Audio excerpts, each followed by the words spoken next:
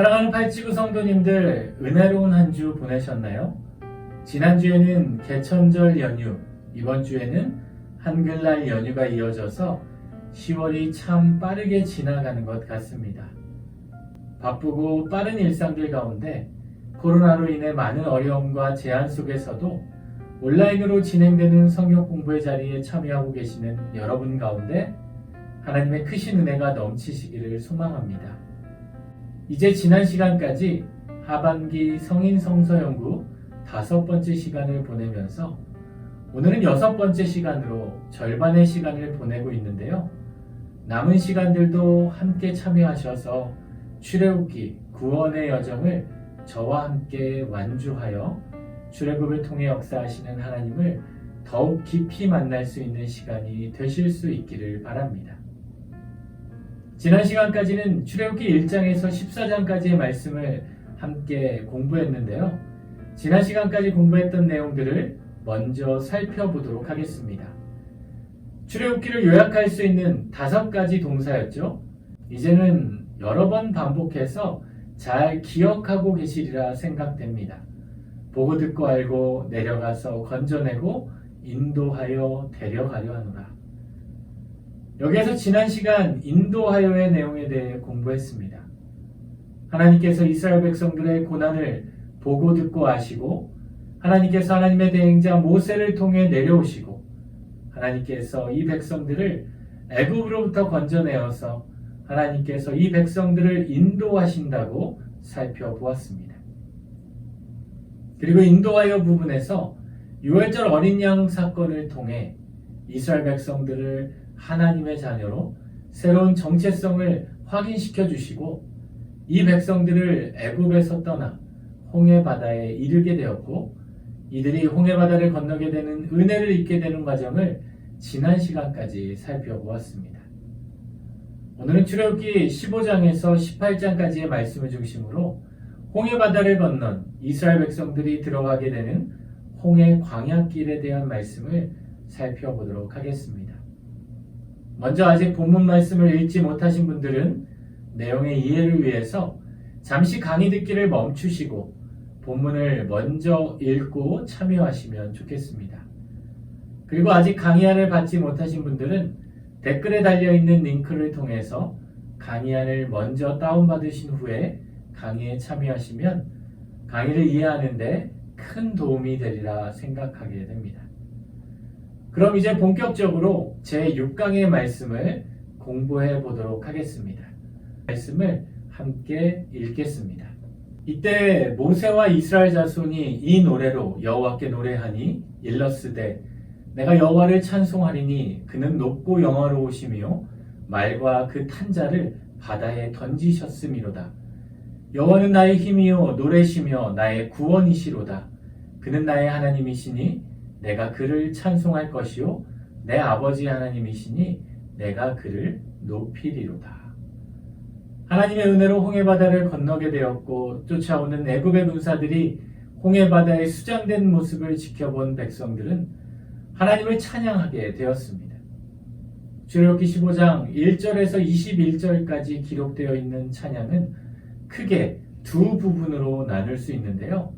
1절에서 18절까지는 모세와 이스라엘 자손들의 찬양으로 19절에서 21절까지는 모세의 누이였던 미리암의 찬양으로 나누어 볼 수 있습니다. 먼저 모세와 이스라엘 자손들의 찬양의 특징을 살펴보게 되면 홍해바다를 건너도록 인도하신 여호와 하나님을 향한 온전한 찬양이었습니다. 1절에서 18절까지 여호와라는 단어가 45회가 반복해서 기록되어 있습니다. 성경 구절에서 한 단어가 여러 번 반복해서 기록되어 있다는 것은 그 단어가 그만큼 중요한 역할을 하고 있다는 것을 의미하는데요. 이는 출애굽의 주체가 백성들을 인도했던 모세도 아니고 홍해바다를 직접 건넜던 이스라엘 백성들도 아니고 이 모든 것을 주관하신 여호와 하나님이심을 선포해주고 있습니다. 또한 자신들을 인도하신 하나님을 용사이신 하나님으로 묘사해주고 있습니다. 자신들을 추격하는 애굽의 군사들을 수장하여 전멸시키므로 여호와 하나님께서 직접 싸우시는 자신들의 용사가 되어주셨다라고 고백하고 있습니다. 그러면서 백성들은 하나님의 군사로서 장차 있을 전쟁에서도 하나님께서 직접 싸우셔서 백성들의 모든 대적들을 직접 무찔러 주시는 백성들의 용사가 되어 주실 것임을 고백해 주고 있습니다. 그리고 이스라엘 백성들은 하나님께서 자신들을 애굽에서 건져내셔서 궁극적으로 13절과 17절 말씀 가운데 기록되었듯이 하나님께서 예비하신 거룩한 처소인 하나님의 성막으로 인도하셔서 그곳에서 백성들을 만나 주시겠다는 말씀을 선포하며 거룩한 처소에서 그들을 만나 주실 하나님을 찬양합니다. 이어서 19절에서 21절까지 모세의 누이인 미리암의 찬양의 특징을 살펴보면 미리암은 모세와 이스라엘 백성들의 찬양에 화답하여 찬양하게 되는데요. 자신들을 향하신 하나님의 구원의 감격이 너무나도 컸기에 가만히 앉아서 찬양할 수 없어 손에 소고를 잡고 여인들과 함께 기쁨에 뛰며 춤을 추며 하나님께 감사의 찬양을 올려드렸습니다. 이런 미리암의 찬양의 모습은 온 마음과 온 몸을 다해드리는 찬양으로 구원의 하나님을 향한 전심을 다해드리는 찬양의 모습이라고 할 수 있습니다. 여기서 우리가 한 가지 생각해 볼 수 있는 부분이 있는데요. 최근에 내가 하나님을 가장 뜨겁게 찬양했던 시간들이 언제인지를 한번 떠올려보고 삶 가운데 나는 언제 하나님을 찬양하고 있는지 생각해 보게 됩니다. 모세와 이스라엘 백성들과 같은 홍해바다의 기적이 아닐지라도 우리의 삶을 돌아보게 되면 매 순간순간 하나님의 큰 은혜를 잊고 하나님의 기적을 덧입으며 살아가고 있음에도 그런 은혜의 자리에 있음을 때로는 당연하게 여기고 마땅히 누려야 할 자리로 누리고 있진 않은지 우리의 모습을 다시금 돌아보게 됩니다. 오늘 이 시간 하나님께서 우리에게 베풀어 주신 은혜의 순간들을 떠올리며 하나님께 감사와 기쁨의 찬양을 올려드리는 저와 여러분이 되실 수 있기를 바랍니다. 홍해바다를 건너게 된 이스라엘 백성들의 마음은 조금 전 찬양에서도 느낄 수 있듯이 기쁘고 즐겁고 행복한 마음이었습니다. 하나님께서 블레셋 해안길이 아닌 홍해 광야의 길로 인도하셨는데요. 비록 빠른 길이 아닌 멀리 돌아가야 하는 광야의 길을 떠나야 했지만 홍해바다의 기적을 경험했던 이들이었기에 이들의 마음 가운데에는 큰 기대와 꿈을 품고 이제 본격적인 광야 여정을 시작하게 되었습니다. 그런데 그들 앞에 다가온 광야는 생각보다 녹록지 않은 환경이었습니다. 출애굽기 15장 22절에서 23절 말씀을 읽어보면 이들에게 첫 번째 광야가 등장하게 되는데요. 바로 수르 광야에 이르게 되었습니다. 그런데 이들이 도착하게 된 수르 광야는 그들의 기대처럼 편안하고 안락한 땅이 아닌 사흘 길을 걸어도 물을 얻지 못하는 메마른 땅이었습니다. 그들의 기대와 바람이 점점 무너지게 된 지 사흘이 지나게 되어 이들은 마라에 도착하게 되었습니다. 다행히도 마라에서 물이 있었는데 애석하게도 마라에 있는 물은 너무나도 쓴 물이어서 마시지 못할 정도였습니다. 광야에서 사흘 동안 물을 구하지 못한 백성들이 마시지 못할 정도였으니 마라의 쓴물이 단순히 쓴물 정도가 아니라 도저히 마시지 못할 정도의 더럽고 냄새나는 물이었음을 알 수 있게 됩니다. 그래서 이 백성들은 그 땅을 마라라, 괴롭다, 근심하다라는 의미로 이 백성들이 그곳에서 물로 인하여 큰 고통을 당하였음을 말해주고 있습니다. 자신들의 기대와 부푼 꿈이 사흘 만에 무너지게 되자 백성들은 모세를 향해 우리가 무엇을 마실까라며 원망하기 시작합니다. 여기에서 작심삼일이라는 한자 성어가 생각나게 됩니다. 홍해바다를 건너 하나님을 찬양하며 하나님께 영광 돌렸던 시간으로부터 3일이 지나게 되자 이들 안에 감사와 기쁨은 모두 사라지고 위기의 상황에서 자신들을 구원으로 인도해 주신 하나님을 기억하기보다 그들의 고질적인 습관에 의지하여 하나님을 원망하게 되었던 것입니다. 그러나 백성들의 원망의 자리에서도 하나님의 대행자였던 모세는 하나님께 나아가 부르짖게 되면서 백성들과 다른 모습을 보여주고 있습니다.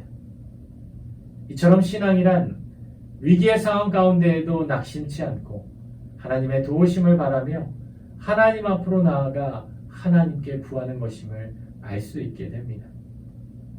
이런 모세의 부르짖음을 들으신 하나님께서는 모세에게 한 나무를 가리키셔서 모세가 그 나무를 물에 던지니 쓴물이 달게 되어 물을 마실 수 있게 되었습니다. 그래서 여호와께서 치료하신다라는 여호와 라파, 치료의 하나님이라는 단어가 이 본문 가운데 등장하게 됩니다. 여기서 한 나무는 장차 다가올 메시아이신 예수 그리스도의 십자가를 상징합니다. 삶의 위기 앞에 예수 그리스도의 십자가가 더해지게 되면 인생에 찾아온 모든 위기들이 치료되어지게 됨을 말씀해 줍니다. 그리고 하나님께서 이 백성들을 광야로 데리고 오신 목적을 말씀해 주시는데요. 그것은 이들을 시험하기 위해서이심을 알 수 있게 됩니다. 여기서 시험이란 단어는 히브리어로 나사라는 단어인데요. 어떤 사람이나 물건의 수준이나 질을 고난과 역경을 통해 시험한다라는 개념입니다. 즉 하나님께서는 광야의 고난과 역경을 통해 이 백성들을 하나님의 백성으로서 더욱 단단하게 만들어 가시는 훈련을 하시고 계심을 알 수 있게 됩니다. 스루와 마라 광야를 통해 우리가 깨닫게 되는 교훈은 인생의 기대와 바람이 무너지게 될 때 우리는 어떻게 반응하는가를 살펴보게 됩니다. 인생의 기대와 바람이 한순간에 무너지게 될 때 많은 경우에는 이스라엘 백성들처럼 원망하고 불평하는 경우가 있지만 믿음의 사람으로서 우리는 모세와 같이 그 자리에서 하나님을 향해 부르짖고 인생의 한 나무인 예수 그리스도의 십자가를 삶에 적용함으로 하나님께서 모든 위기의 자리에서 우리를 고치시고 회복시켜 주심을 믿으실 수 있기를 바랍니다. 호세아 6장 1절 말씀과 같이 우리가 삶 가운데 여호와 하나님께 돌아가게 될 때 우리를 찢으셨으나 도로 낫게 하시고 우리를 치셨으나 싸매어 주시는 치료의 하나님을 경험할 수 있게 될 줄 믿습니다. 여기서 우리가 한 가지 생각해 볼 수 있는 부분이 있는데요.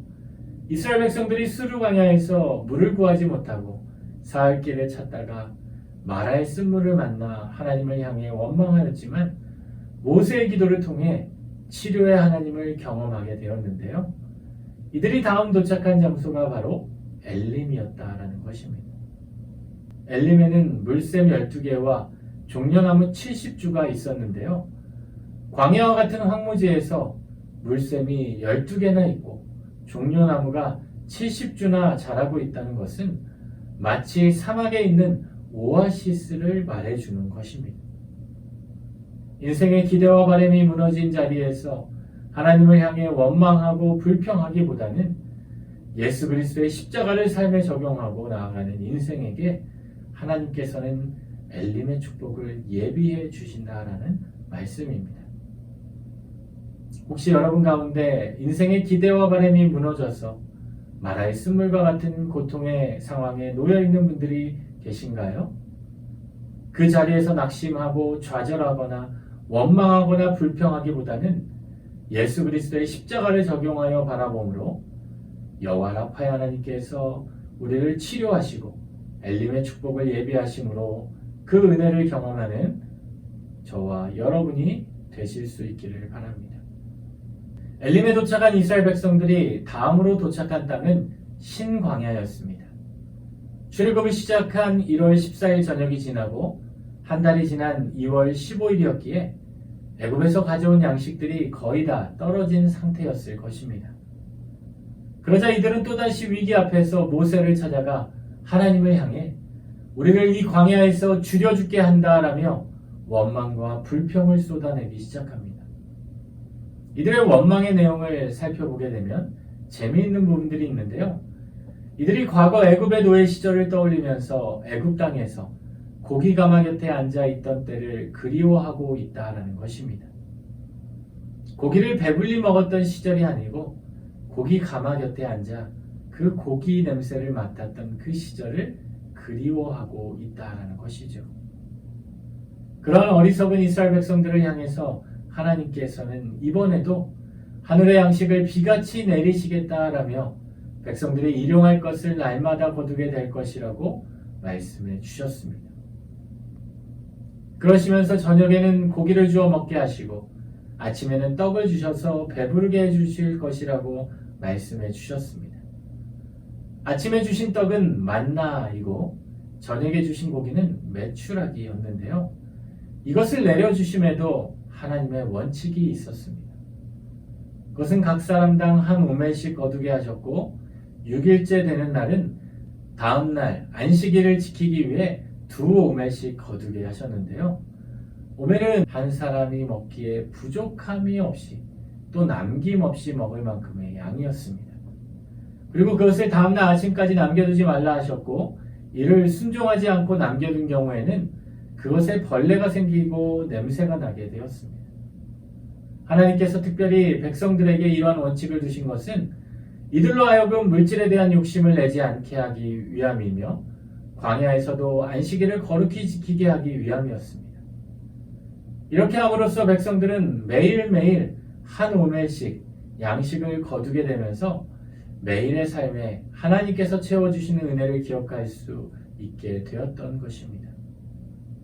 신광야를 통해 우리가 깨닫게 되는 하나님의 교훈의 말씀은 우리의 삶의 기초가 떨어지게 되었을 때 우리가 낙심하고 좌절하지 않고 매일매일 우리의 공급자가 되어주시는 하나님을 바라보므로 하나님의 채워주심을 경험할 수 있어야 한다라는 말씀이기도 합니다.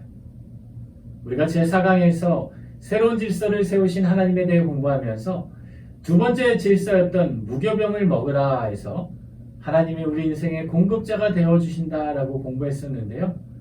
특별히 인생의 광야에서 우리가 살아갈 수 있는 비결은 하나님이 공급자가 되어주셔서 주신 은혜를 먹고 살아가는 것 뿐입니다. 그리고 이러한 하나님이 주시는 양식은 이 땅이 아닌 하늘에서 얻을 수 있음을 기억해야 합니다. 이런 진리를 깨닫게 된 사도 바울도 골로새서 3장에서 위의 것을 생각하고 땅의 것을 생각하지 말라라고 말씀해 주셨습니다. 인생의 기초가 떨어지게 되었을 때 제한된 땅을 바라보지 않고 하늘을 바라보므로 매일매일 하나님이 채워주심을 통해 하루하루를 살아가는 은혜를 누리실 수 있기를 바랍니다. 신광야에서 만나와 메추라기의 은혜를 누리게 된 이스라엘 백성들은 하나님의 명령에 따라 신광야를 떠나 르비딤 광야에 이르게 됩니다.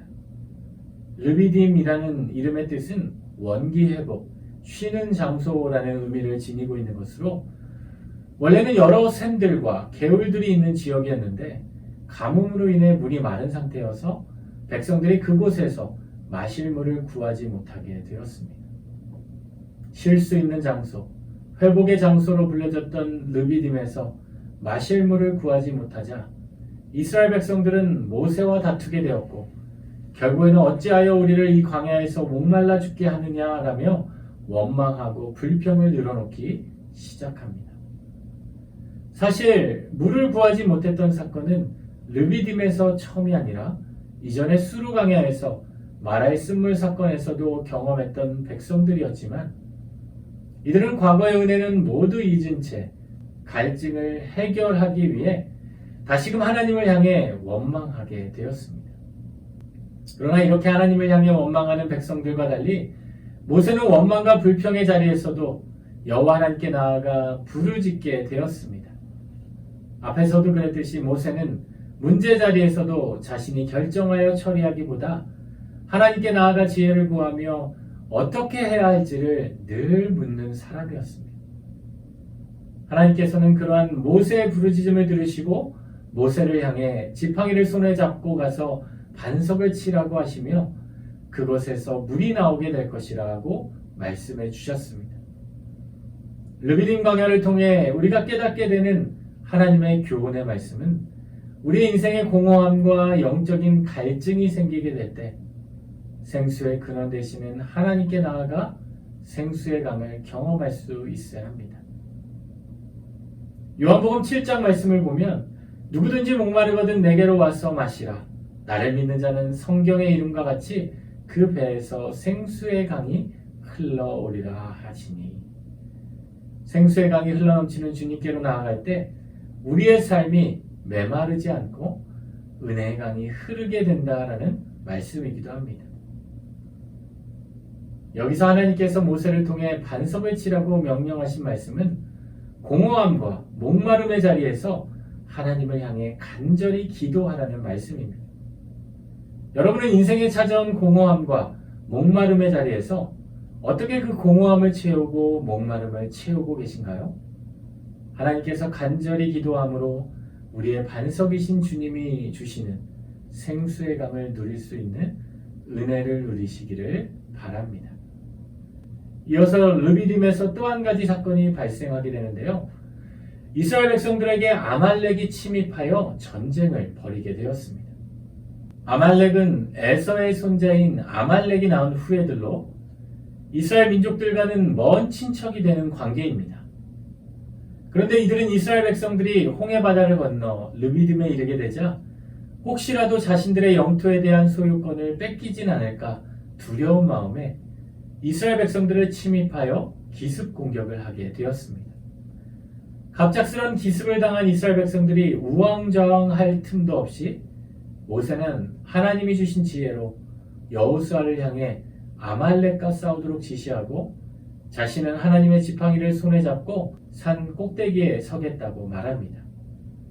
모세가 여기서 하나님의 지팡이를 손에 잡았다라는 것은 이전에 바로 앞에 설 때에도 홍해바다를 가를 때에도 그리고 조금 전 르비딤 반석에서 물을 내게 될 때에도 하나님의 놀라운 능력을 나타내었던 하나님의 지팡이를 의지하겠다라는 것으로 하나님을 전적으로 신뢰하며 담대히 서겠다는 믿음의 모습이었습니다.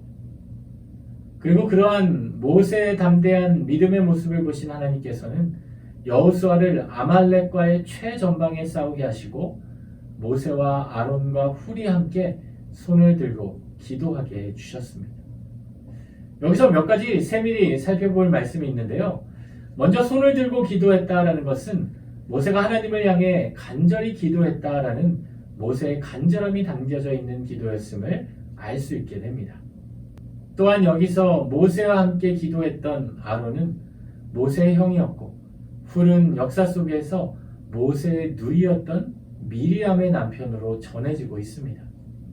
모세보다 다 손위의 사람이었던 아론과 훌이 모두 모세를 양옆에서 도우며 함께 기도했다라는 것을 통해 하나님의 역사에는 높고 낮음이 없이 각자의 자리에서 주어진 역할을 감당하게 될 때 하나님의 놀라운 역사가 그 자리에 나타나게 됨을 알 수 있게 됩니다.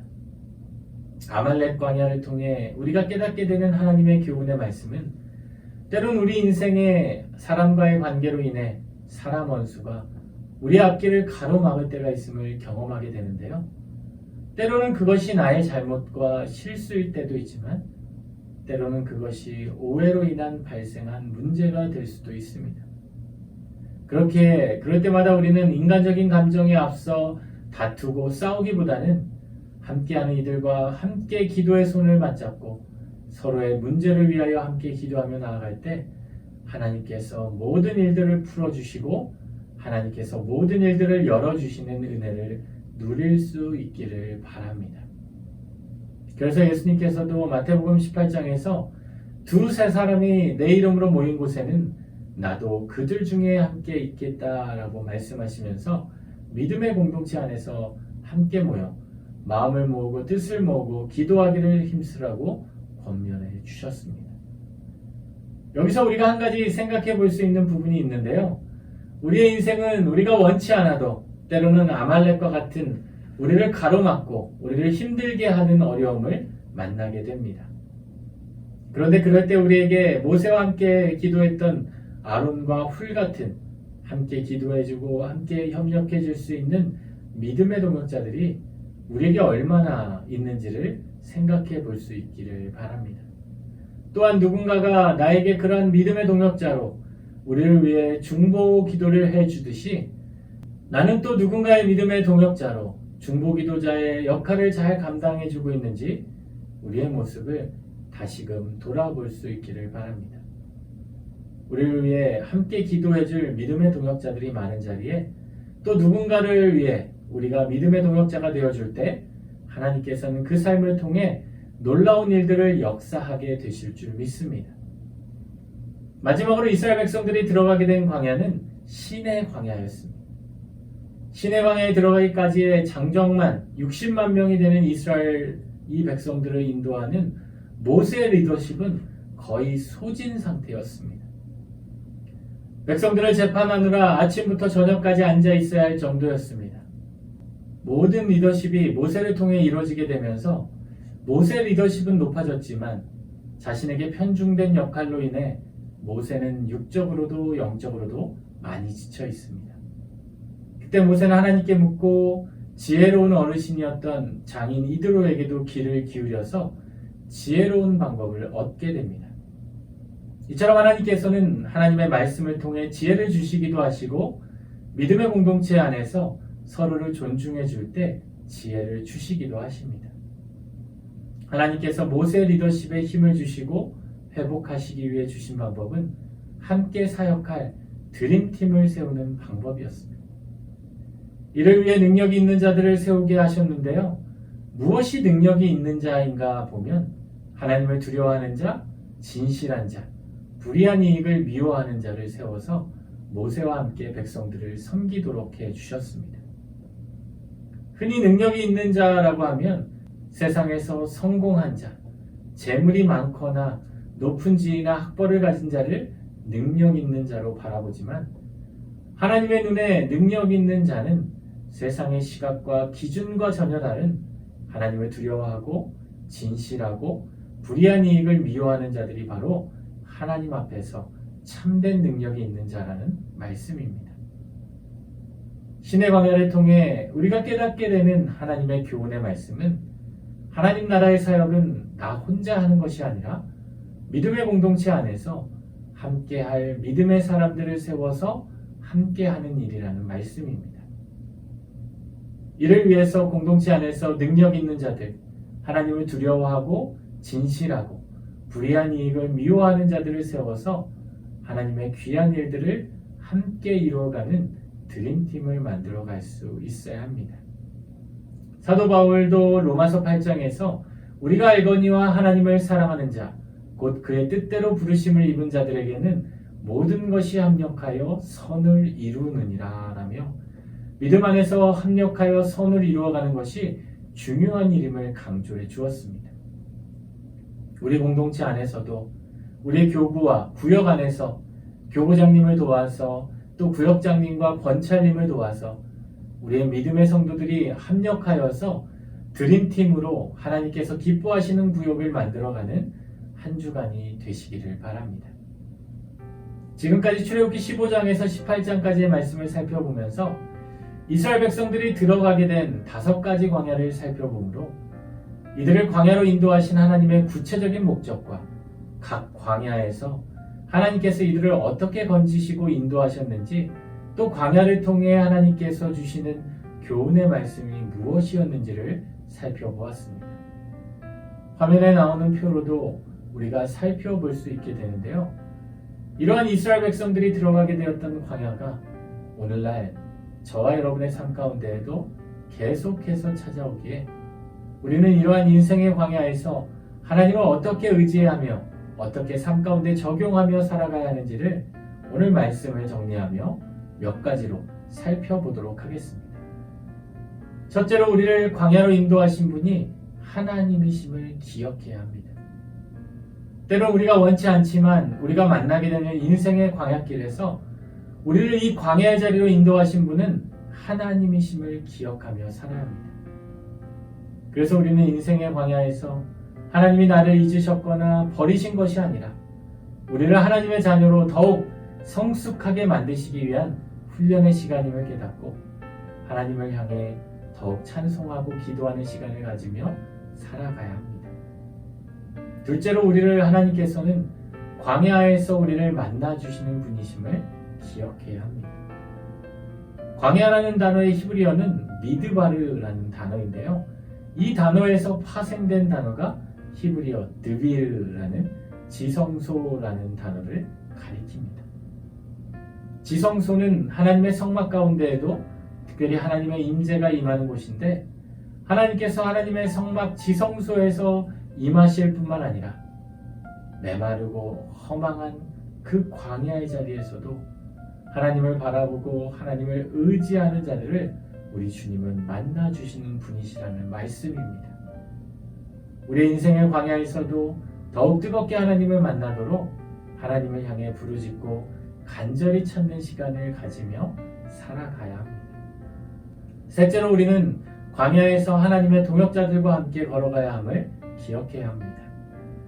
하나님께서 광야의 자리에서 모세 혼자 그 일을 감당하게 두지 않으셨습니다. 여호수아를 세우셨고 아론과 훌을 세우셨고 또 천부장과 백부장과 50부장과 10부장을 세우셔서 함께 일하게 하셨습니다. 우리 인생의 광야에서도 우리 혼자 모든 일을 해결하려고 힘쓰기보다는 하나님 앞에 기도하면서 하나님의 동역자들이 함께 세워가는 일에 힘써야 합니다. 이번 한 주간은 나를 위해 함께 기도해주는 중보기도자들을 세우면 좋을 것 같습니다. 그들에게 나의 기도 제목을 알려주고 나를 위해 중보기도할 동역자들을 세워주고 또한 나도 다른 사람들을 위해 중보기도자가 되어주어서 특별히 기도하는 시간에 나를 위한 기도 시간뿐만 아니라 다른 사람들을 위해 함께 기도하는 시간을 늘려가는 한 주간이 되면 좋을 것 같습니다. 광야는 하나님께서 우리를 내버려 두시는 자리가 아니라 하나님께서 우리를 통해 하나님의 뜻을 더욱 알도록 인도하신 훈련의 자리입니다. 우리 인생에 찾아온 여러 광야들 앞에서 하나님께서 우리를 향해 바라시고 원하시는 그 뜻을 깨달아 광야의 자리에서 더욱 성숙한 하나님의 자녀로 훈련되어 하나님께서 예비하신 약속의 땅으로 넉넉히 들어가는 저와 여러분의 삶이 되실 수 있기를 우리 주님의 이름으로 축원합니다. 하나님 감사합니다. 광야로 인도하셨지만 또 인도하신 그 자리에서 또 우리를 위하여 일하시고 또 그 광야에서 우리를 만나주시는 그 하나님을 기대하며 아버지 하나님 광야에서도 우리를 포기하고 우리를 내려놓지 않으시고 우리를 향한 하나님의 구체적인 계획의 장으로 인도하시는 그 하나님의 놀라운 은혜를 바라보며 또 이번 한 주간도 믿음으로 승리하며 살아가게 하여 주옵소서. 예수님의 이름으로 기도드립니다. 아멘.